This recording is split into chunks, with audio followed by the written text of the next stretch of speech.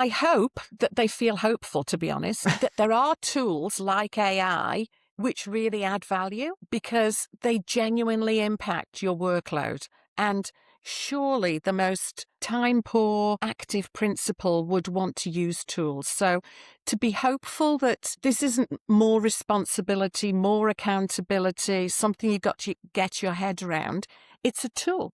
And once you start using it, once you start seeing the value, particularly on your time, which principal isn't going to want to use that? Even if it's to go and walk around your school, it's a win-win.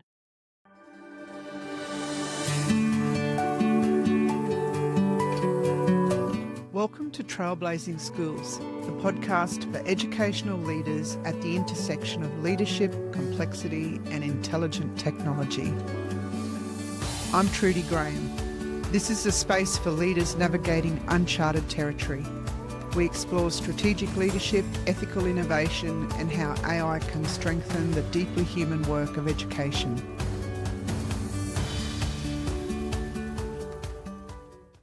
Welcome to the Trailblazing Schools podcast. Ruth Rogers, it is wonderful to have you join me today.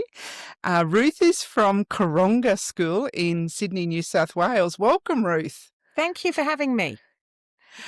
Oh, Ruth, I'm really looking forward to this. We did some work together earlier in the year, so I can't wait to see where this conversation goes. And Ruth, I'd love to know, have you asked your AI to write a bio for you? I have. Yes, I was curious myself as to how it came out. Do you mind reading it? I can't wait to hear. Okay, here we go. I'm talking about myself in the third person, so always odd. Ruth is a thoughtful and dedicated school leader who brings warmth, clarity, and purpose to everything she does. With a deep commitment to inclusive education, she leads with both compassion and high expectations, always keeping the well-being of students at the centre. She values strong relationships with staff, families, and the wider community, and communicates with honesty and care. Ruth has a reflective nature, often shaping experiences into meaningful stories and insights.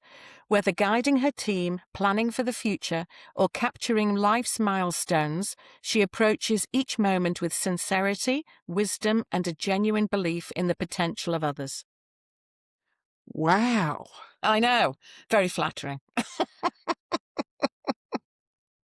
Well, there's some things in there that really caught my attention. Weaving into meaningful stories. Yes, I think that it may have captured that from when I've asked it. I've elaborated on things for the purposes of sharing in the newsletter or to staff so that they see what topic headings actually manifest themselves at in our setting. So I guess I've been using AI for a while now and in a number of contexts.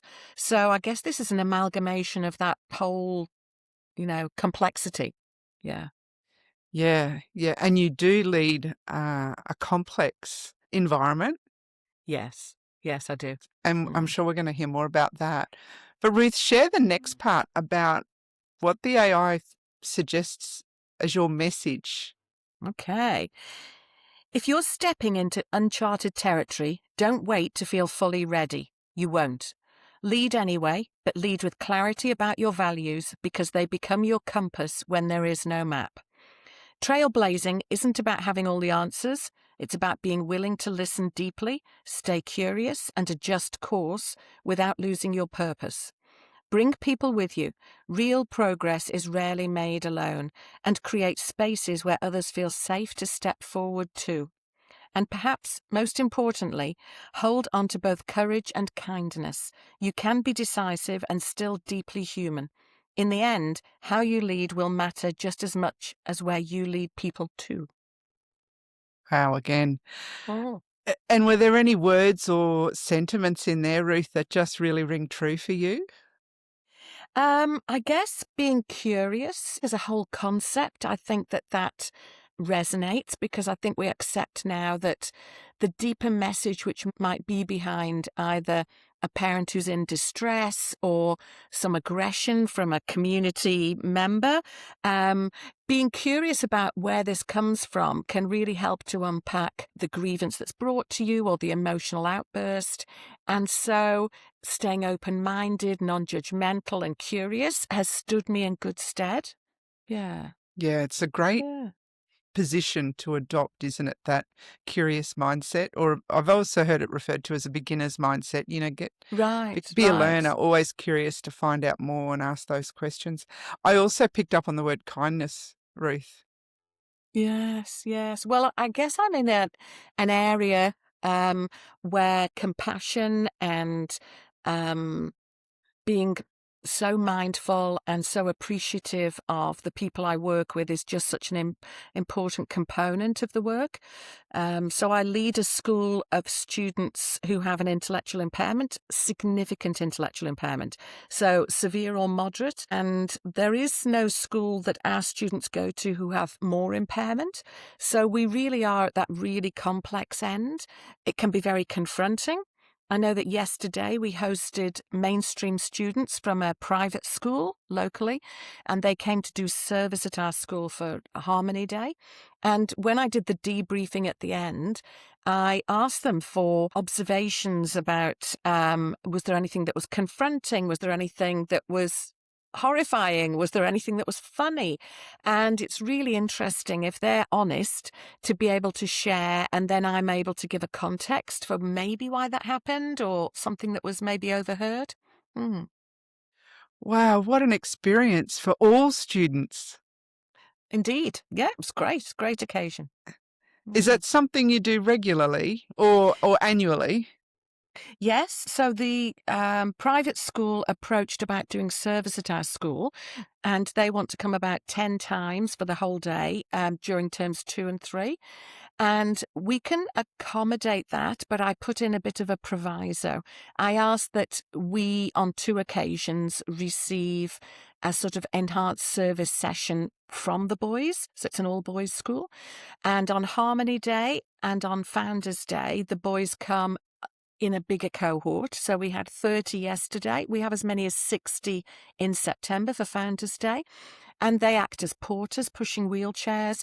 They yesterday helped with serving of food. They also cleared up. They also resolved all the chairs and the tables and managed to get everything back to where it had come from. And so without their help on those 2 big occasions, when our hands are involved with managing students, and when we're trying to talk to families and carers in a very, a less formal situation, the benefit from the private school, their Year 9 students, was amazing. And I referenced this on Wednesday evening because we had P&C, and I said I'd been to this school and spoken at their theatre, and the teacher who leads service at the private school said, it is a privilege to work at Karonga School. It is a privilege to attend their Harmony Day. And I was really quite refreshed and, it struck a chord. And actually one of the parents at the P&C meeting filled up with tears because I think she has a little boy who... she never thought that people had thought working with him would be a privilege. He has many challenges, but, that phraseology that was used for the boys to volunteer to come and help at Harmony Day. And the teacher said there are 30 students who will be allowed to go to Karonga for this, and they had 140 applications. So They had to give up of their own time, and 30 were chosen from 140. It's very a competitive sobering. pool. I love it. I love it. Who knew? Oh, that is fantastic. And gosh, that just doesn't that just give you hope for the future? Oh, absolutely. And to listen to the boys talking in this debrief session and to hear what they thought was funny. And it's interesting because I said, was there anything confronting? And one of their 15-year-old boys, and he said, yes, miss. He said, I was reaching across with a ladle to serve some pasta, I think. Anyway, serve food to a parent, and the child leaned across and licked him up his arm. I mean, these are privileged 15-year-old boys at a very expensive, exclusive school, and he was mind blown. This had never happened to him before. And I think he had to talk about it. So, look, I think my reassurance that, like, yes, that'll happen at Karonga. I shouldn't diss this as something that is like funny because it, for him, that was a moment. But I think when we unpacked it and he saw that there was no malice intended, there was certainly no injury or anything, but it is highly unusual. I think our staff get used to it. Yeah. And yeah, he's all okay. It's all okay. Yes, absolutely. Yeah. And there's worse things that could happen. Oh, and they do. Yeah. But I just think too, in terms of, future experiences, wherever that young man will find himself in the future, he might just have a more rounded view of things and take something more in his stride because he's had these early experiences as an adolescent. Indeed. I think about medical professions or different occupations that require you to have that broader world view than your own very limited experiences, right? And that's what is opening up for those young men.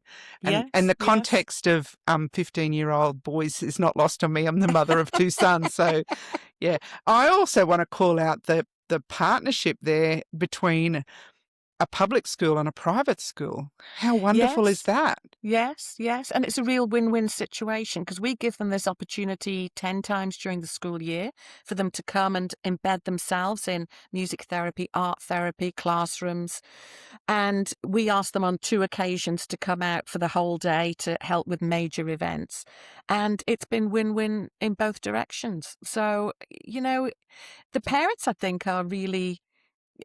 The feedback at P&C meetings is they're sometimes bemused, but certainly very grateful and appreciative of the interest in their children and the whole school dynamics. Yeah, really good. Yeah, building a sense of community for them too, right? Because they are your community. They sound like they're near neighbours. Yeah. Yes, indeed. Oh, that's so good. What a great way to start. If you see yourself as a trailblazer and you're looking for structured, strategic support to lead with clarity and conviction, visit trudygraham.com.au/connect. That's where leaders begin the conversation about working together. I'd welcome the opportunity to partner with you. So, and you've given us real context for your school and your work, Ruth. So I'd love to hear what aspects of leading Karonga feels most complex or demanding? Where's the heavy cognitive load in this work? I think much of it is emotional because I'm, having conversations on the phone or in person with family members who may still have a sense of grief from accepting that their child has a severe or profound intellectual disability and additional needs such as epilepsy or sensory impairment. And so trying to sensitively manage that conversation, which might be around, perceived issues at school or around their child's program or where to next or leaving school, is quite draining because to be fully present in those meetings, to be fully informed prior to the meeting, to get back to the parent, because often I will, thank them for their time and assure them that I'll get back to them, but I maybe need more information or I need to provide more focus. And so that is quite draining both of my time and actually in situation. And afterwards, it's quite exhausting to go from that to responding to other complex issues, which might be community related. We might have some neighbours who are not very appreciative of some of the sounds our children make or the bells that are going off or a tree branch that's fallen. Yeah, these are all real scenarios in the last 6 months that I've been managing, getting back to community people, advising them about how to go through legal to get any remuneration. So I think there's a complexity of managing parents' needs and working individually with them. Then we've got staff personalities and the complexity of a group with which they work, because we only have classes of 6 or 7 children. So the teachers and the aides that work with them work very intimately with our children. And so everybody wants of your time and expects you to be fully cognizant of everything that they're going to refer to. So I think it's constantly being responsive and reactive and reprioritizing your workload. And then in between fitting in emails, webinars, and going out to visit a child, who might be coming to us. Yeah, complex. And do you find you deal with those really highly complex and emotional challenges, and then you come out of that, and then the next thing hits you, like it just keeps coming? It can. And, I mustn't say that this is always negative, because if somebody was to ask me what are the best parts of my job, now that I've moved away from a teaching role, because that's been my lifeblood for my whole career, into this role now of being a principal, I would say that it's also the most stimulating part, because I find that very exciting and satisfying, the fact I have such a varied role and that I engage with so many different people. I've learned tricks like I don't plan to do more than one thing in a day. So yesterday was Harmony Day. Harmony Day itself, which is a shared multicultural lunch where students and parents are invited to attend in their national costume, of which we had, a good range represented. And there was about 55 parents here. We had the 30 students from the private school, and we have about 80 students. So it was very full on, but I have to be available, because you never know when the parent just wants to have a private word. There might be an incident that I have to attend. So I've learned, be realistic. Harmony Day is only for 1 hour, but I have to be available and be able to time manage anything else that happens during that day. So I think I'm just protective now, because I've realized that at the end I'll fall in a heap if I plan too much and have too many expectations on myself. Yeah, and that might sort of answer my next question. I was curious around if you've intentionally changed the way you lead in response, to the complexities and the pressures. I do some conscious things. So I live about 45 minutes away. And so I use that time. I don't think of it as negative. So I use that time and listen to either podcasts, or very often I listen to audiobooks. And there's a metal strip as you leave our school, because we have a metal gate to keep our students safe. And as I hear that thrumming da-da as I leave, I try to switch off from school. So I listen to an audiobook. It's unrelated to my work. I might even do some work later when I get home and I reopen my laptop.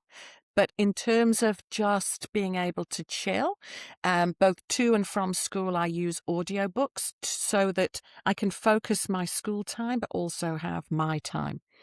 So I think things like that and tricks like that have helped me to retain my sanity. I mean, I still might get a phone call coming through the car system, and certainly, some things weigh heavy on you, but I am trying to mindfully manage the emotional workload. And with that audio books woven into your day, I'm looking forward to the questions at the end. I'm sure you've got a great reader. Yes, I can't wait to hear that. So I'm curious if you could share an example, Ruth, of how you've used AI in your leadership.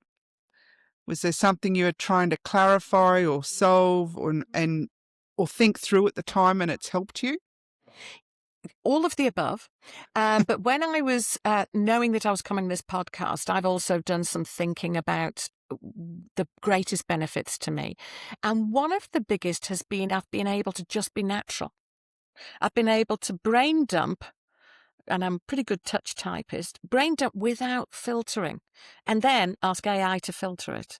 So being able to write in a natural way is something that is good use of my time. I'm not trying to think, how do I put this? How can I phrase it so they're not offended? How can I, and so being able to just put it all in and then say to AI, take this information. And then I've actually said, and respectfully thank them for their time, but ultimately the answer's no. And then it goes, and it's like, it saved me all that thinking time, because I'm very clear about what I want to say, but all the filtering that I might need to do and the respectful nature that as a principal I absolutely need to maintain, has really short-circuited all that. And then sometimes I'll see it and I'll say, make it more formal or make it friendlier. I also see some of the tasks. So the newsletter, I try and add to that as I think of it. And then it's due today, actually, our 2-weekly newsletter. And I write a piece for it. But then I will invariably, I think I write quite formally, if I'm honest. I'm, English background and formal English education and studied English at a higher level. And so, don't end a sentence on a preposition and can also sound a bit pompous. And I'm aware of that. And so to be able to just write it and then say, take this, make it friendlier, is music to my ears. And that's been a huge saving of my time. That is fantastic. Yep. I am so with you. Like, I'm here for it. Yeah. I talk about how in the 50s and 60s, bosses had secretaries that took shorthand. I'd love you to write a letter and here's what it needs to say, basically. Just like you said, a brain dump, right? And now AI's your shorthand secretary, and yes, you don't have to use, and I can't see the point anymore. In your workday, you've got bigger decisions to make than how to wordsmith a transactional email. Like, absolutely. it's just, absolutely. Yeah. So let's offload that stuff to the AI and get on with the really important stuff around, like you started, those conversations that only you can have with parents. Be more present and, considered in those spaces rather than trying to get the words right on an email, huh? Absolutely. Yeah. So what's changed as a result of working this way? Have you noticed any differences? Definitely time, because the preceding answer means that I can be much more natural, much more spontaneous, capture things as I go along and then pull it all together.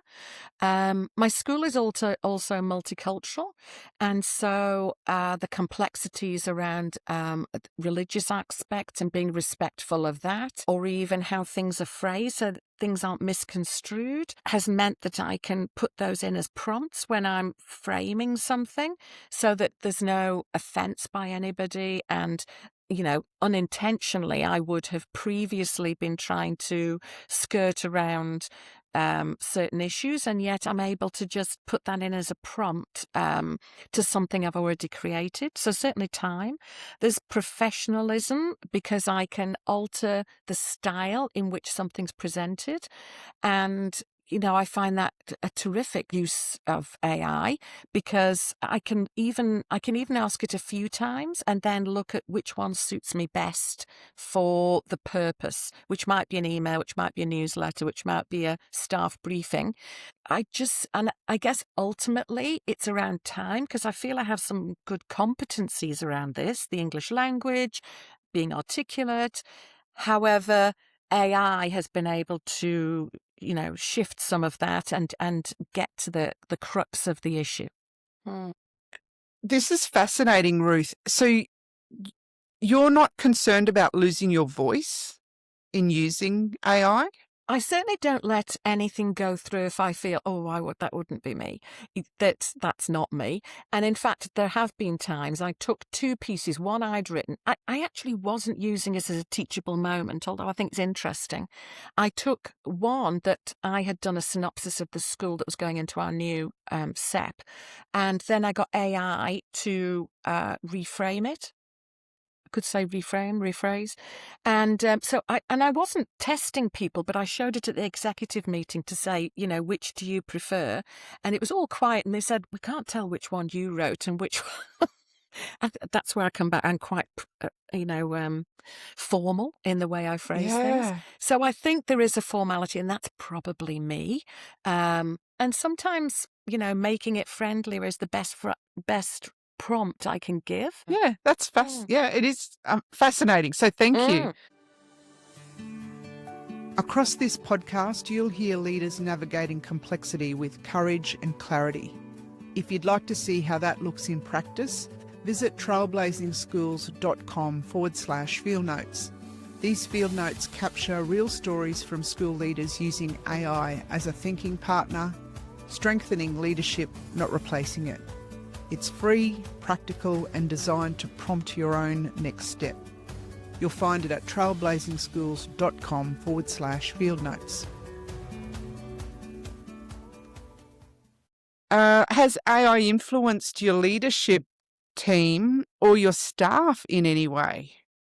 Because you have invested in building their capability. So I have. I think it was brought home to me just this week because we're writing a new Schools Excellence Plan, and I'd asked executive to lead PLC teams, their school teams, to make sure we were speaking about, these are the people who've got their feet on the floors in the classroom. I wanted to ensure that we've captured exactly what's being taught. It's not tokenism. I'd certainly shared our plans with the P&C, but when I looked at it was professionally written, but aware that the Department of Education expects it to also use certain language, I ran it through the proof of, ensure that these strategic directions are framed in terms of the language of the CEF version 3.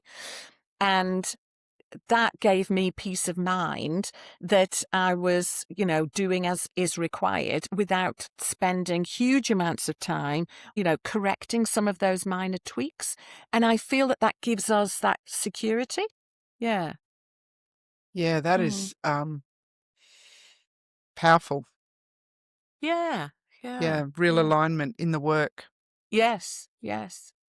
So, Ruth, if another principal was listening and they feel unsure about where to begin, what would be one small step or experiment that you would suggest or recommend?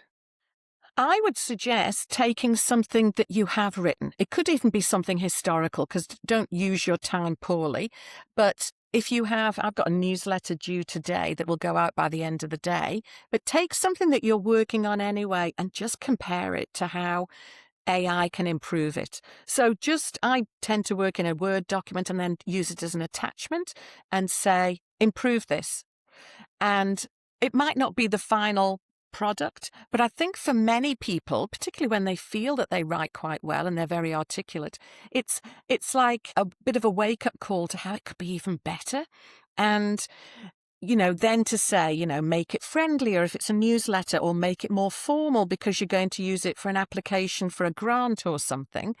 I think compare what you've written to a prompted version from AI, and I think that that's very powerful to see the benefit in your time and professionalism. And it only takes minutes, and print them out if you like and line them up, because you can give such different prompts which can give different versions. And then you start being much more clever. And of course, you build up your profile within AI, and it starts to know you and your context. So I think by starting small with things that you're doing anyway, you start seeing the huge benefits. Yeah, that is a very practical, simple exercise to try. Thanks, Ruth. I love it. So, as we wrap up, what would you hope other school leaders feel from hearing your story?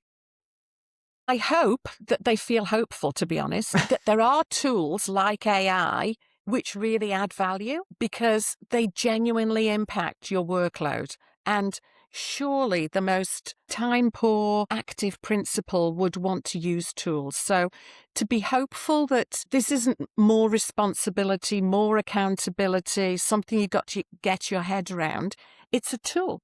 And once you start using it, once you start seeing the value, particularly on your time, which principal isn't going to want to use that? Even if it's to go and walk around your school, it's a win-win. Yeah. Mm. Yeah. And walking around your school's so rewarding, isn't it? So, Yes, yes. yeah, Yeah. want more of that. Ruth, if colleagues across Australia are listening in, principal colleagues, and want to get in touch with you, how can they reach out? They can certainly contact me through the school website, Karonga School. So you just do a quick search for that, Karonga. And there are links there to our office email account, which can be fed through to me. Or there's phone numbers there if anybody's particularly interested. Very happy to follow up on any of the themes from today's podcast. Yeah, great. Thanks, Ruth. Now, to close out, I've got the closing question ritual. Okay. Not about work, it's about you. I Mm. mentioned it earlier. So, the first one, Ruth, what's the best kept secret about where you are? Yeah, I was trying to think earlier, thinking, what's Trudy going to ask me? I think that I like art, that we travel widely, my husband and I, internationally, always go to art galleries, and we also extensively collect. They're not always like vastly expensive. We have, a number of pieces which have been more considered purchases. But we have, I would say, probably over 200 paintings in our house. All the walls available are, we've got, various paintings, and we've collected all our 39 years of marriage. Wow. And I have been with you in your space in terms of school space and in Sydney. So if I was coming to Sydney, where would you take me to see great art? Well, you've got the obvious Art Gallery of New South Wales, and also there's some good art in the State Library, but also there's galleries like the White Rabbit, which show collections of art, which are just engaging to just pop into now and then. I also think it doesn't have to be a whole day of art, but just to go for 1 hour, just to enjoy it before you then meet up with friends and use your time. I just think it opens your mind. And we've always tried to encourage, certainly my children, to be open-minded, and to not dismiss modern art as ridiculous, and to, what do you think they were trying to show you by doing that, and to see the meaning behind it.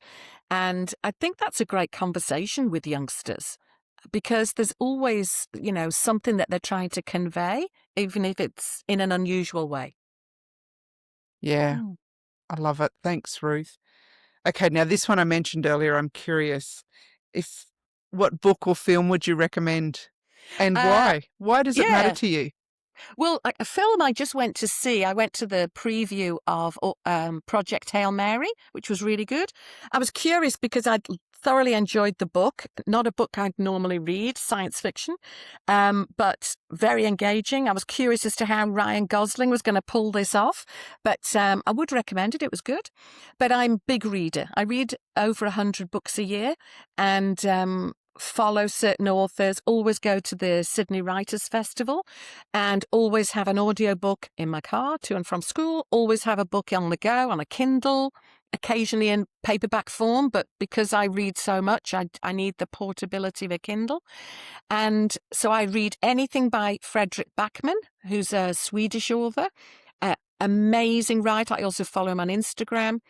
I really enjoyed listening to Chris Whitaker at the Sydney Writers' Festival. I went with friends, and he's written amazing books that are all of them are 5-star reads, but All the Colours of the Dark was a massive 5-star award from me last year, and I think also from Goodreads. And I just recently finished a book by an Irish author, Niall Williams. That particular book was called Time of the Child, and I think the English language was beautiful. It was set in Ireland. He's an Irish author, and I plan to read others that he's written.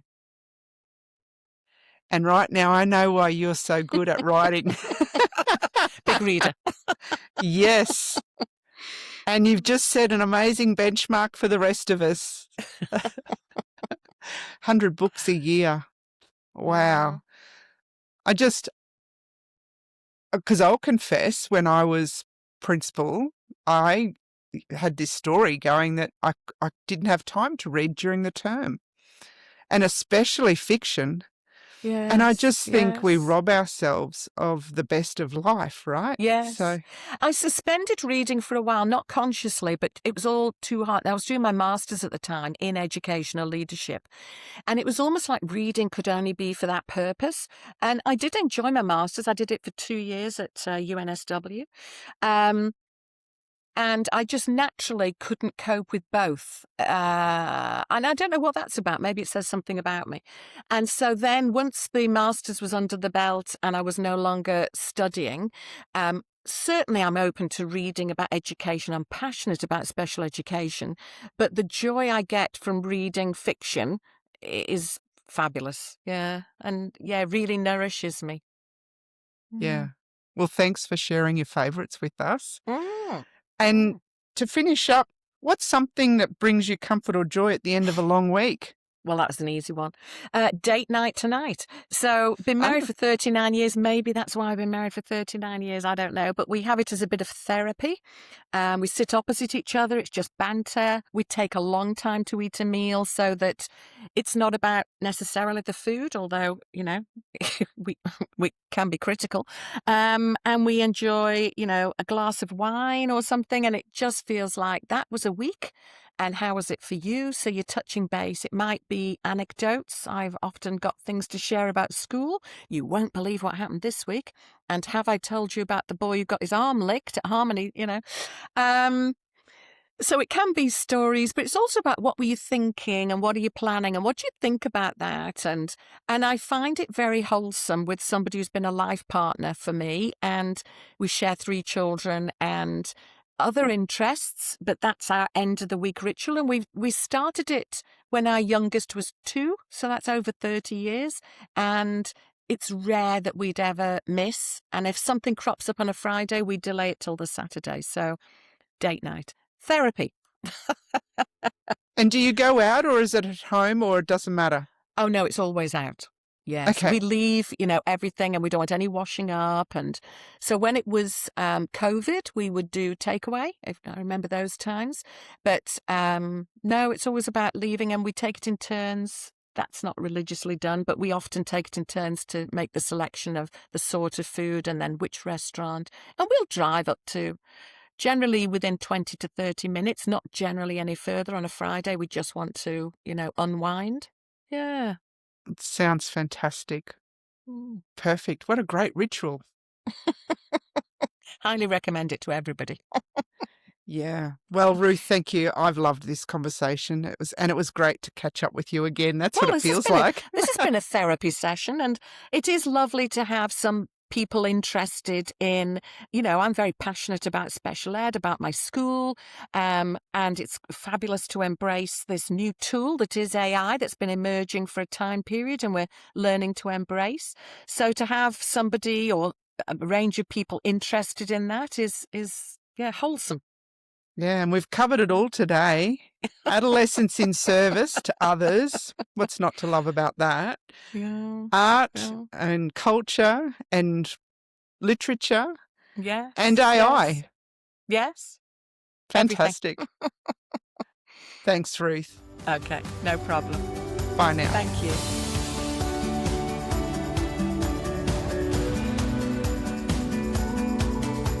You've been listening to Trailblazing Schools with me, Trudy Graham. If this episode brought someone to mind, share it with them. You'll find further reflections, practical resources and leadership tools in the show notes. Until next time, lead with courage, seek clarity and keep trailblazing.